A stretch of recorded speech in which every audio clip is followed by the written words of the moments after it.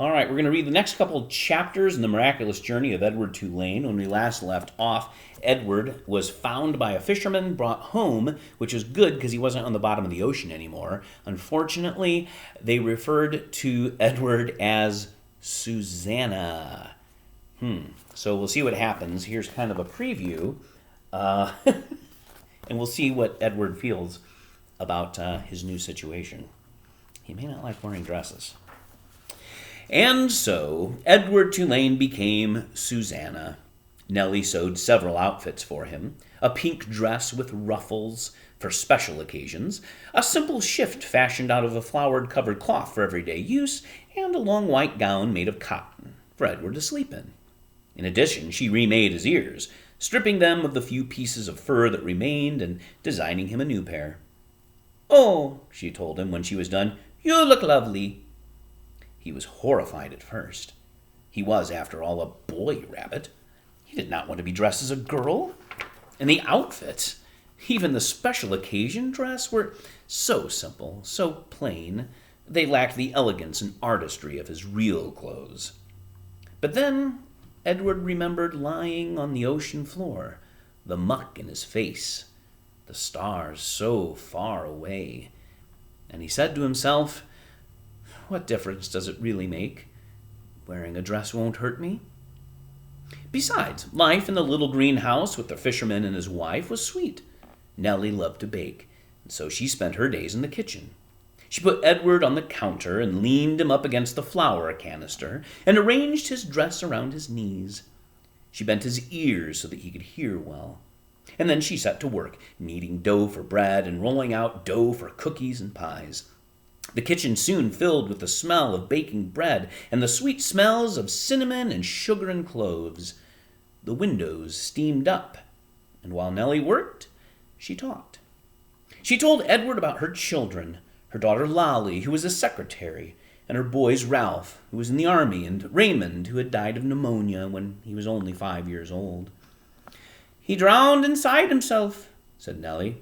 "It's a horrible thing. Terrible thing, the worst thing to watch somebody you love die right in front of you and not be able to do nothing about it. I dreamed about him most nights." Nellie wiped at her tears with the back of her hands. She smiled at Edward. "I suppose you think I'm daft, talking to a toy, but it seems to me you're listening, Susanna." And Edward was surprised to discover that he was listening. Before, when Abilene talked to him, everything had seemed so boring, so pointless. But now, the stories Nellie told struck him as the most important thing in the world, and he listened as if his life depended on what she said. It made him wonder if some of the muck from the ocean floor had gotten inside his china head and damaged him somehow. In the evening, Lawrence came home from the sea, and there was dinner, and Edward sat at the table with the fisherman and his wife. He sat in an old wooden high chair, and while at first he was mortified, a high chair, after all, was a chair designed for babies, not for elegant rabbits. He soon became used to it. He liked being up high, looking out over the table instead of staring at the tablecloth as he had at the Tulane household. He liked feeling like a part of things. Every night after dinner, Lawrence said that he thought he'd go out and get some fresh air, and maybe Susanna would like to come with him. He placed Edward on his shoulder as he had the first night when he walked him through town, bringing him home to Nellie. They went outside, and Lawrence lit his pipe and held Edward there on his shoulder. And if the night was clear, Lawrence said the names of the constellations one at a time: Andromeda, Pegasus, pointing at them with the stem of his pipe. Edward loved looking up at the stars, and he loved the sounds of the constellation names. They were sweet in his ears. Sometimes, though, staring up at the night sky, Edward remembered Pellegrina, saw again her dark glowing eyes, and a chill would go through him. Warthogs, he would think. Witches. But Nellie, before she put him to bed each night, sang Edward a lullaby, a song about a mockingbird that did not sing and a diamond ring that would not shine. And the sound of Nellie's voice soothed the rabbit, and he forgot about Pellegrina.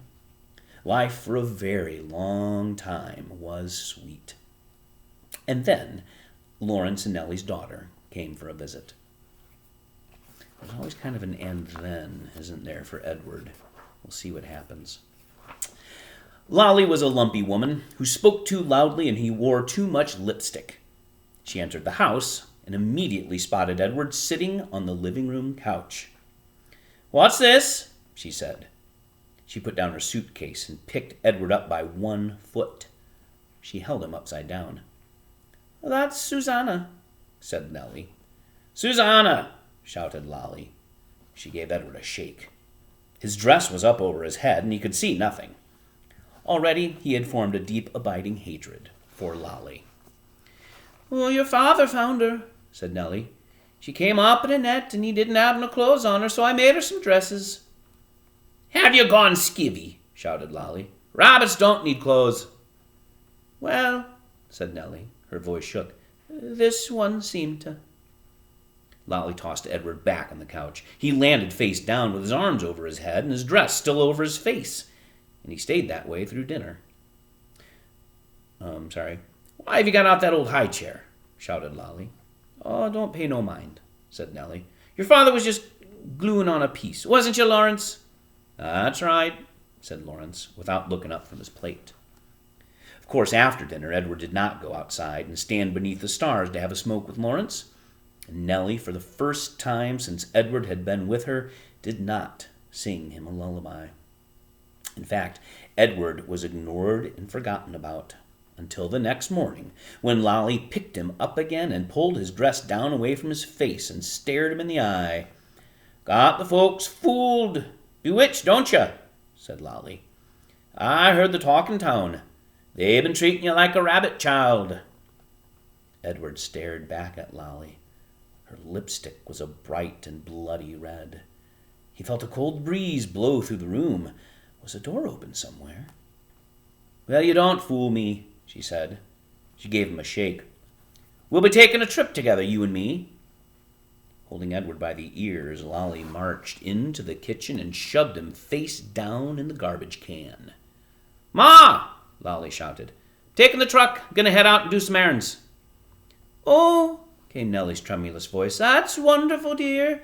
Goodbye, then."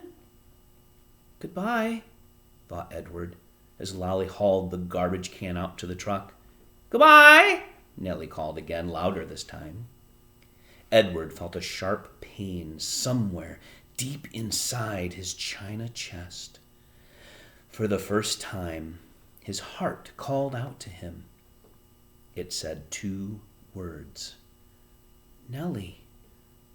Lawrence." That's where we stop.